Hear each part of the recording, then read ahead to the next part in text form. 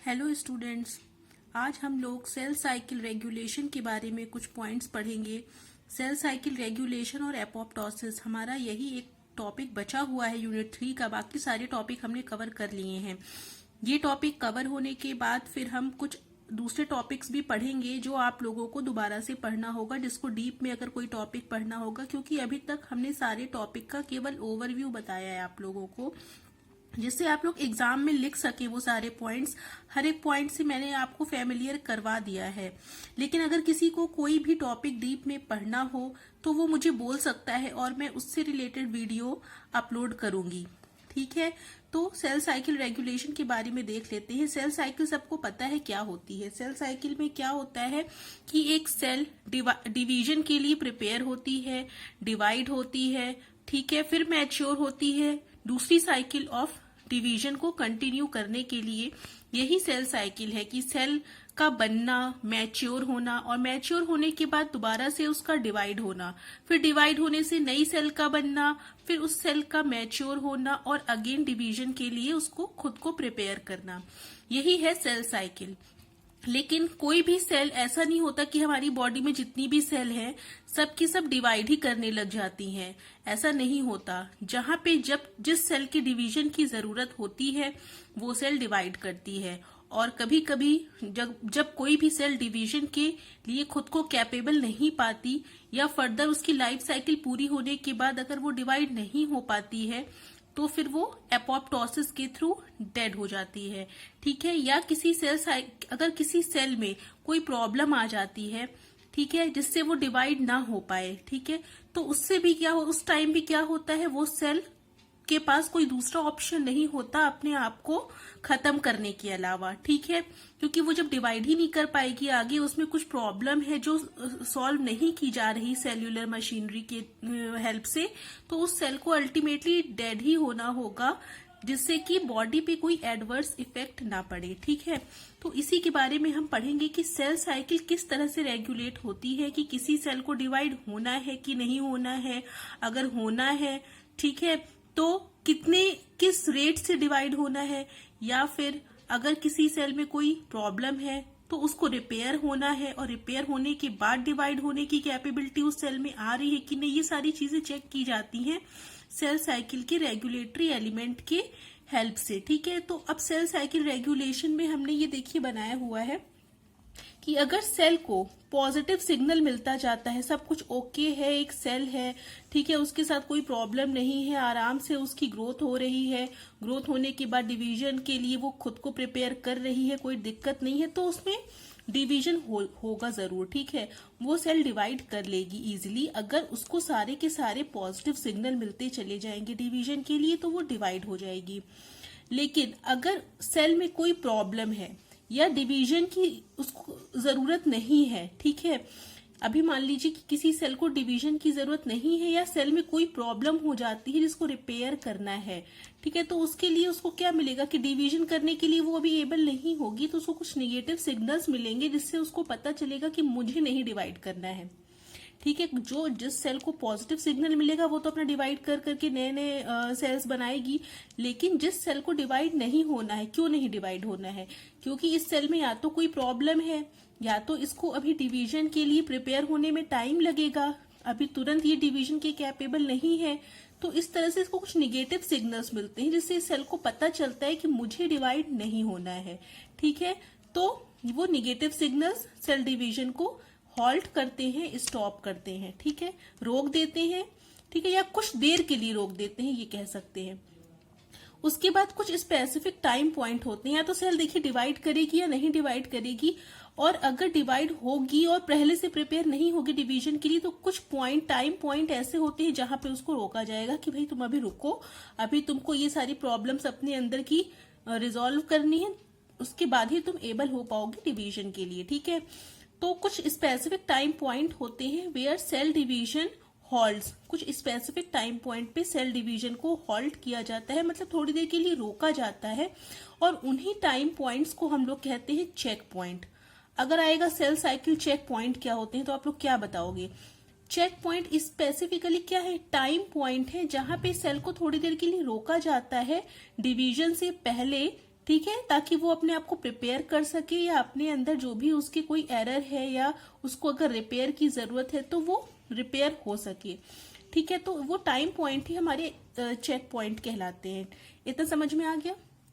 अब देखिए check point पूरे जो सेल साइकिल को रेगुलेट करते हैं वो टोटल 3 चेक पॉइंट है, मतलब 3 टाइम पॉइंट ऐसे हैं जहां पे सेल को रोका जाता है जिससे वो पूरी तरह से डिवाइड ना हो पाए या डिवाइड होके मतलब कोई गलत तरह की सेल्स ना बना दे। क्योंकि अगर सेल में कोई एरर होगा वो तब भी डिवाइड करती चली जाएगी तो उससे क्या होगा, एरर हो जाएगा। कहीं ना कहीं 2 सेल जो उससे बनने वाली होंगी वो एक जैसी नहीं बन पाएंगी, कहीं ना कहीं म्यूटेशन हो जाएगा या कोई और एरर हो जाएगी। तो ये सब ना होने पाए, बॉडी में सब चीजें एकदम सही तरीके से चलती रहे, इसके लिए ये सारी चीजें चेक पॉइंट्स होते हैं। ठीक है, अब इतना समझने के बाद आप ये समझ लीजिए, जो मैंने यहाँ पे सिग्नल पॉजिटिव और निगेटिव सिग्नल की बात की थी कि जिससे सेल को डिवीजन होने के लिए रिस्पांस जाता है आगे। ठीक है, तो वो पॉजिटिव सिग्नल जो होते हैं वो होते हैं साइक्लिन और सीडीके। साइक्लिन्स और सीडीके एक तरह की पॉजिटिव सिग्नल हैं जो सेल को प्रमोट करते हैं डिवीजन के लिए। साइक्लिन्स तो एक तरह के प्रोटीन मॉलिक्यूल हैं और सीडीके क्या होते हैं, साइक्लिन डिपेंडेंट काइनेजेस कहते हैं इनको। मतलब ये अपने फंक्शन के लिए भी प्रोटीन मॉलिक्यूल ही होते हैं जो अपने फंक्शन के लिए किस पे डिपेंड करते हैं, साइक्लिन। मतलब एक जब तक साइक्लिन और सीडीके का एक कॉम्प्लेक्स नहीं बन जाएगा तब तक वो असेंबली एक्टिवेट नहीं होगी, उसका प्रोटीन वाला ये वाला पार्ट एक्टिवेट नहीं होगा जिसको कैटालिसिस करनी है। सीडीके साइक्लिन डिपेंडेंट काइनेजेस है और काइनेजेस क्या करते हैं, फॉस्फोराइलेशन करते हैं। ठीक है, अभी आप लोग देखिए सेल बायोलॉजी में आप लोगों ने ये सब पढ़ा होगा, काइनेजेस होते हैं, के से है यहाँ पे मतलब काइनेजेस से। और जहां भी काइनेज वर्ड आ जाए दुनिया में, कहीं भी आप कोई भी चीज पढ़िए जहां काइनेज वर्ड आ जाए, समझ लीजिए ये एंजाइम क्या करेगा, फॉस्फोराइलेशन करेगा। मतलब क्या करेगा, फॉस्फोराइलेशन से क्या मतलब है, ये फॉस्फेट ग्रुप को ऐड करेगा किसी भी सिग्नलिंग मॉलिक्यूल में। और मतलब बहुत सारे सिग्नलिंग मॉलिक्यूल ऐसे होते हैं जिसमें अगर फॉस्फेट ग्रुप ऐड हो जाता है तो वो क्या होते हैं, एक्टिवेट हो जाते हैं। एक्टिवेट हो जाने का क्या मतलब है, वो अपना आगे का फंक्शन स्टार्ट करते हैं। अभी हर टाइम पे हर एक एंजाइम या हर एक प्रोटीन सेल के अंदर एक्टिव फेज में नहीं होते हैं। जब जिस प्रोटीन की जरूरत होती है तब वो प्रोटीन एक्टिव होता है, लेकिन वो उसको पता कैसे चलता है प्रोटीन को कि हमें एक्टिवेट होना है, तो ये काइनेजेस क्या करते हैं, उनको फॉस्फोराइलेट करते हैं, उसमें फॉस्फेट ग्रुप ऐड कर देते हैं जिससे उसको पता चलता है कि हाँ अब मुझे एक्टिव होना है, आगे मेरी कोई जरूरत है, मुझे आगे कोई ना कोई रिस्पॉन्स शो करना है। ठीक है, तो साइक्लिन और सीडीके दोनों मिलकर काम करते हैं, इसीलिए सीडीके का नाम है साइक्लिन डिपेंडेंट काइनेज। जब तक उसको साइक्लिन मॉलिक्यूल नहीं मिलेगा वो अपना फंक्शन नहीं कर पाएगा। ठीक है, उसके अलावा ये तो पॉजिटिव सिग्नल के मॉलिक्यूल हो गए। कुछ निगेटिव सिग्नल के जो मॉलिक्यूल होते हैं उसमें आता है P53 और P21।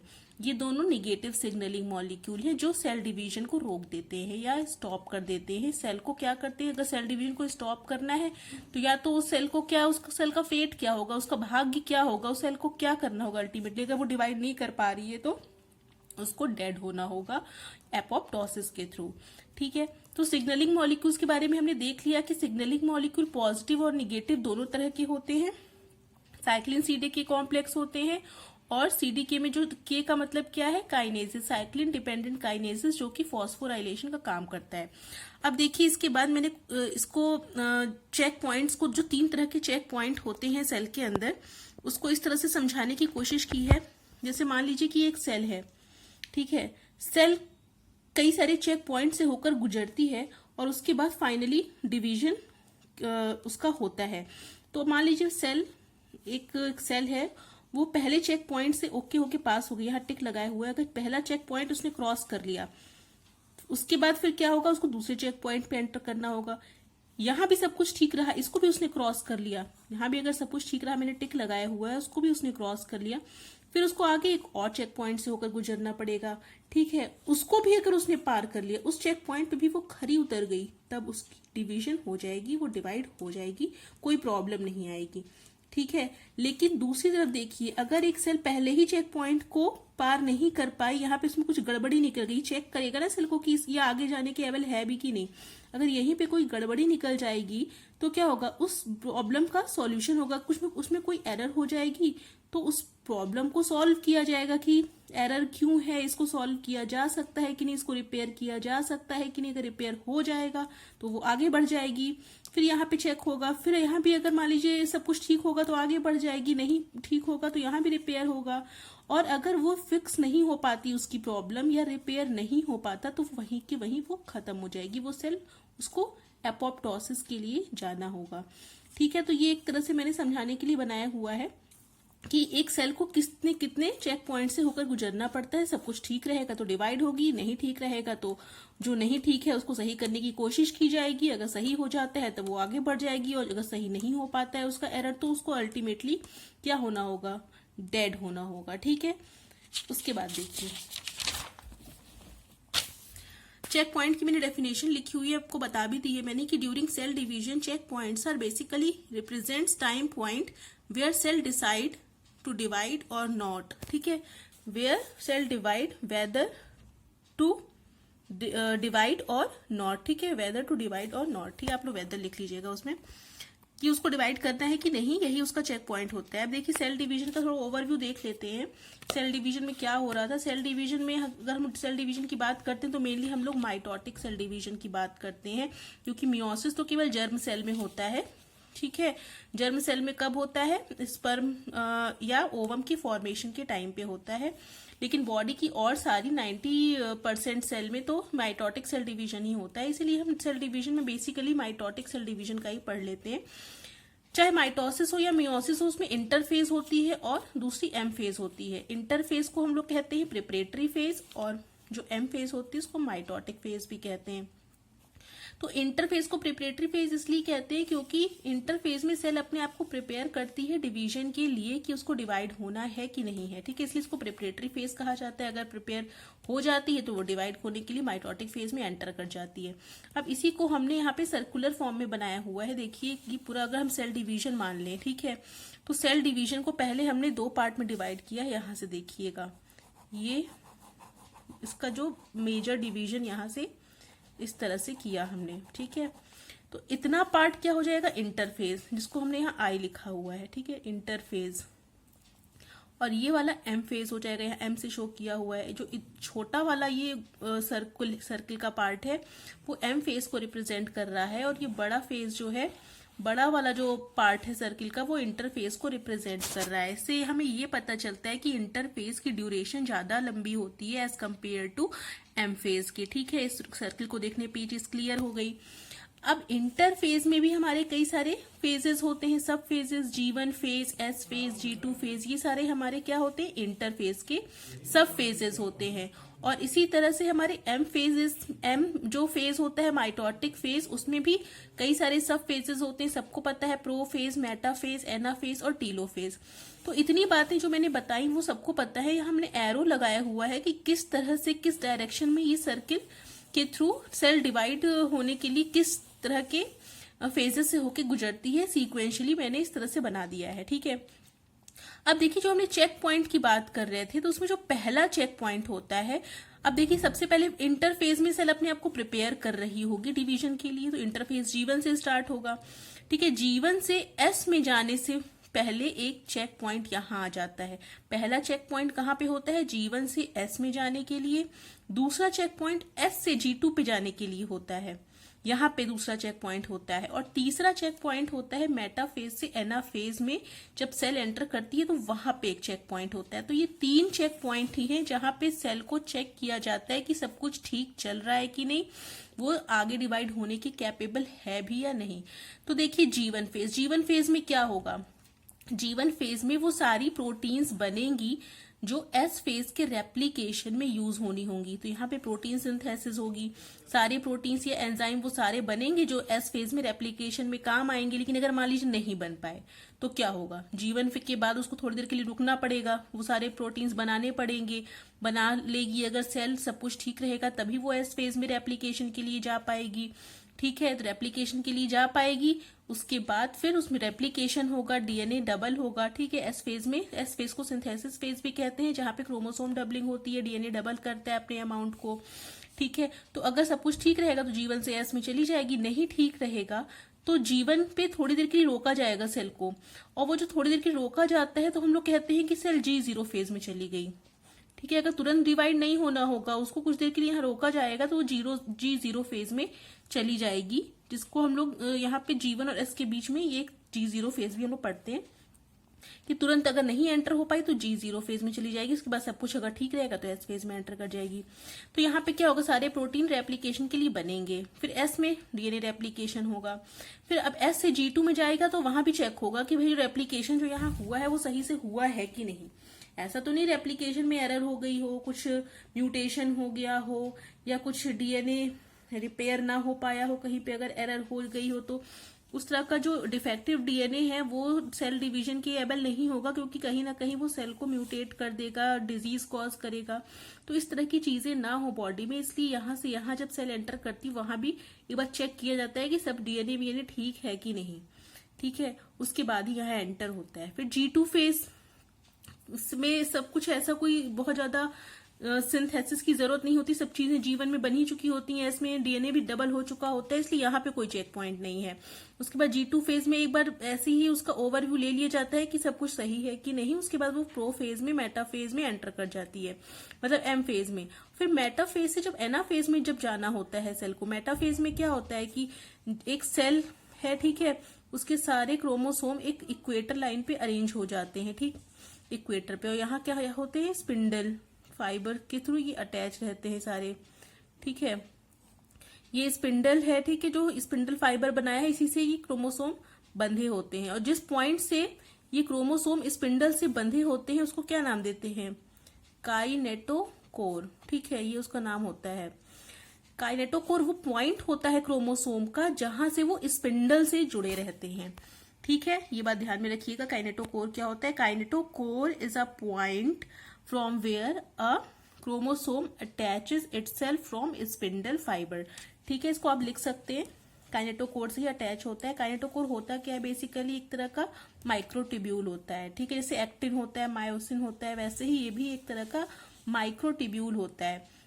ठीक है, अब देखिए यहाँ पे इस तरह से अरेंज हो जाते हैं। उसके बाद अगले फेज में इसको खींचना होता है, दोनों तरफ से इसके क्रोमेटिड्स, क्रोमोसोम के जो होते हैं वो सेपरेट हो जाते हैं। ठीक है, लेकिन अगर मान लीजिए ठीक से यहाँ पे अटैच नहीं हो पाया काइनेटोकोर से, ठीक है, माइटोटिक जो ये इस असेंबली है काइनेटोकोर की, जिसको हम लोग कह रहे हैं माइक्रोट्यूब्यूलर असेंबली, माइक्रोट्यूब्यूलर असेंबली, अगर ये ठीक तरह से इसको स्पिंडल से अटैच नहीं हो पाई, जल्दबाजी में अगर खींच गया तो पता चला आधा क्रोमोसोम नहीं ठीक से डिवाइड हो पाया, पूरा का पूरा एक साइड में चला गया, या ठीक से डिवीजन नहीं हो पाया, तो इक्वल क्रोमोसोम का डिवीजन नहीं हो पाएगा अगर इस फेज में, तो भी प्रॉब्लम क्रिएट होगी। जो सेल बनेगी उसमें इक्वल नंबर ऑफ क्रोमोसोम नहीं जा पाएगा, किसी में कम ज्यादा चला जाएगा तो भी वो डिवाइड नहीं होगी सेल। ऐसा नहीं होता है कि किसी में कम और ज्यादा क्रोमोसोम चले जाए, वहीं पे वो चेक हो जाएगा मेटाफेज से जब एनाफेज में जाएगा कि सब कुछ ठीक है कि नहीं, सब प्रॉपर अरेंजमेंट हुआ है कि नहीं।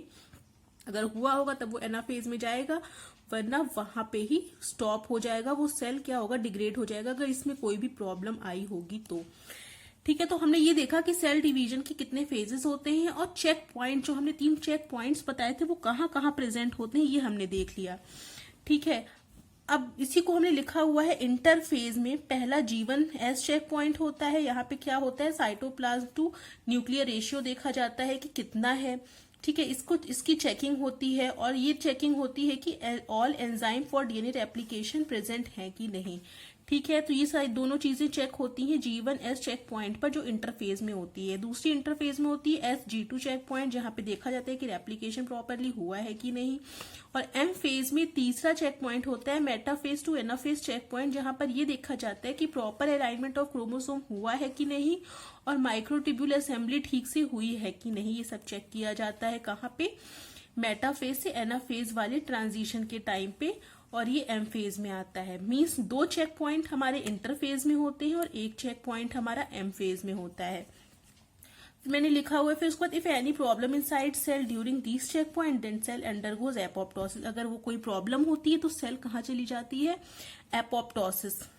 ठीक है, एपोप्टोटिक पाथवे में एंटर कर जाती है, जहां से उसको क्या होता है, उसको वहां से मतलब डेड कर दिया जाता है, क्योंकि अब उस सेल का काम नहीं, जब डिवाइड ही नहीं हो पा रही, उसमें अंदर कुछ ना कुछ प्रॉब्लम क्रिएट हो गई जिसको रिपेयर नहीं किया जा पा रहा है, तो अल्टीमेटली उसको मरना ही होगा, उसके पास और कोई चारा नहीं है। तो ये हम लोगों ने थोड़ा ओवरव्यू आज देख लिया कि क्या होता है सेल डिवीजन और कहाँ कहाँ प्रेजेंट होते हैं चेक पॉइंट, और उन चेक पॉइंट पे क्या क्या चेक होता है ये भी हमने देख लिया। अब कल हम लोग साइक्लिन CDK कॉम्प्लेक्सेस के बारे में पढ़ेंगे, जो कि हमारे पॉजिटिव सिग्नलिंग मॉलिक्यूल होते हैं। उसके बाद हम नेगेटिव सिग्नलिंग मॉलिक्यूल P53 और P21 के बारे में भी पढ़ेंगे। ठीक है, आज के लिए इतना ही। देखिए आप लोग इसको रिवीजन कर लीजिएगा, अच्छे से सबको समझ में आए कि नहीं बता दीजिएगा। आज के लिए इतना ही रखते हैं। ठीक है, ओके, थैंक यू।